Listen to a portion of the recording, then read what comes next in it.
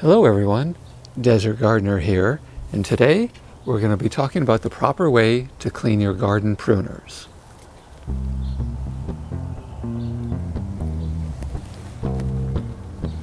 Now there are definitely some do's and don'ts when it comes to cleaning your pruners. And the first one is don't use soap and water. You don't want to get them wet if you can help it, and you want to keep them dry. Otherwise it'll bring in rust and dirt and other things that you don't want. Now the best way is to use some sort of cleaning cloth, like if you have a disinfectant rag or something like that. But what I really like to use is tub of towels. Now if you've ever worked on a car and you have tools in your garage, you probably already know that tub of towels works great for cleaning your wrenches and your pliers and things like that.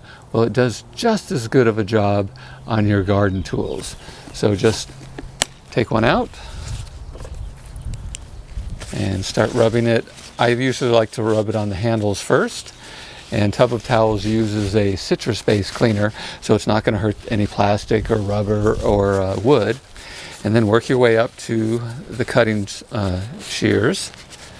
Work it all over the metal. Now I've already cleaned these, so it works. So these are already pretty clean. It shouldn't take but a few swipes. If you have some really stubborn sap or stuff on there, it may take a little bit longer, but it shouldn't be too hard. Once it's all clean, you're then going to want to grab a dry towel or a paper towel and wipe it all off and get it nice and dry.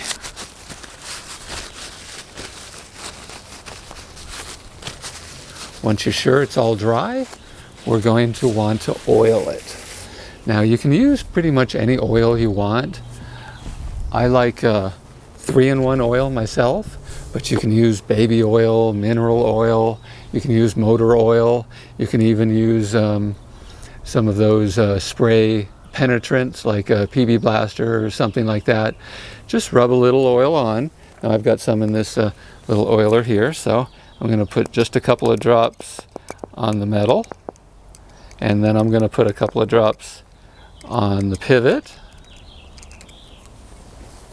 Then I'm going to take another clean towel and I'm going to rub it all over the metal. You want a thin coating all over everything metal. This will keep it clean and keep it from rusting. And you want to work it in a bit, so get that oil into the pivot. And once you're done, these will last a long time. And then you're just simply going to put them away into its sheath.